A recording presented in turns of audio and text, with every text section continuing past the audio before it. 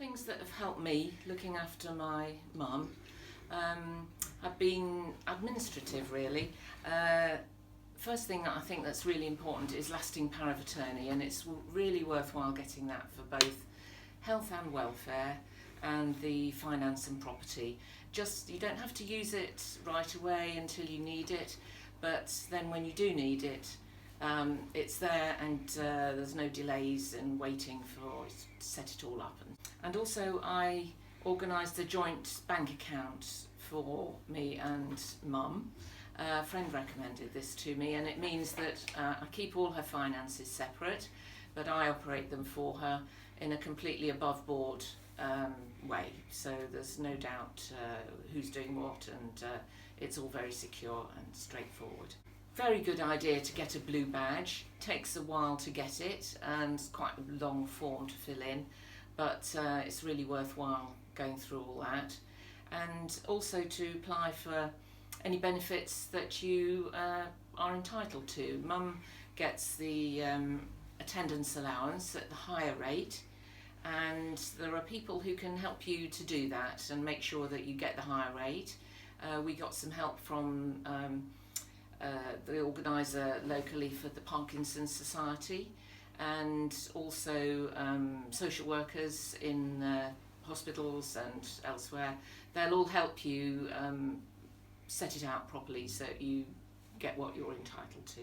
And in the end I applied for carer's allowance for myself as well. I thought, why not? It took me a while to get round to it, but then it pays for me to do a class as a day off once each week. Some things to think about getting in the way of equipment is particularly a wheelchair, because the wheelchair, or those nice wheelie things that people push along, quite smart ones, are the only things that you can't get on the NHS. Other sorts of equipment, like equipment for the shower or frames for the loo, or all sorts of perching stools and other aids, they can be delivered when you contact social services, or you're through your GP or nurses or whatever. They come in a matter of days, but they just don't supply wheelchairs, and it's whether you're just using it occasionally, if you're having an off day, or need it more regularly. It's a really useful thing to have about. Another thing that I've had to learn about is urinary tract infections, because so many old people sadly get these infections, and it's really worthwhile knowing that when your mum suddenly falls asleep in the middle of lunch, or starts talking about wearing a woolly hat in the field full of horses, and you really don't know what's going on, this isn't necessarily a sudden step in dementia. Dementia doesn't work that way. It's usually an infection, and if you can spot the signs of these, you can save a lot of problems, and you can save having to go into hospital to be pumped full of antibiotics intravenously. So it's really worthwhile getting to understand about those. Keep on questioning your assumptions. Our parents are so delightful and intelligent and independent, but that doesn't mean that they are not full of surprises, and you really just have to keep on your toes and keep questioning that you're doing the right thing, and that it's what they want. And you mustn't assume that just because your mum has got dementia, that she will suddenly become interested in the royal family, which she has never been interested before. She doesn't want to talk about Vera Lynn when what she likes is listening to the Proms, and she likes very modern art. And you just have to keep thinking all the time, just don't assume that somebody's personality has changed fundamentally. Their tastes they still have their own preferences and their own tastes, and you'll get a lot better if you're always aware of those.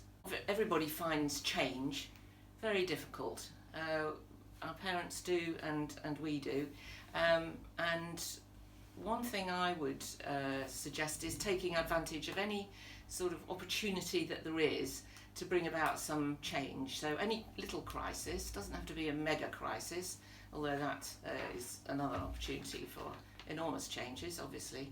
But if there's just some little thing that's going to be different, take advantage of that to think, can I change something else, and is this the right time? Certainly go for the best care that you can afford. If you're using agencies, then do look to see that it's an agency which has got enough critical mass to help out when maybe your regular carer or carers are not available. Other people can step in and cover, and where people are properly supervised and checked, and there's quality control and all those sort of systems that make sure that things go well.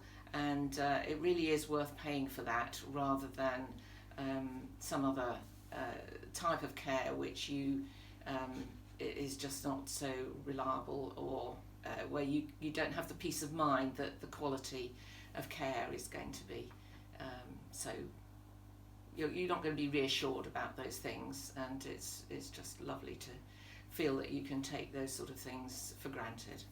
This whole process is really quite tough, and looking after somebody, caring for people, organising and managing big care packages, nurses, it's lots of medical appointments, all those things. It's very, very time consuming and very demanding, and you have to anticipate and recognise the impact and the toll that takes on yourself. And you do have to give yourself a little bit of a break every now and again, and make sure that you're looking after yourself as well, because otherwise you really just can't keep going.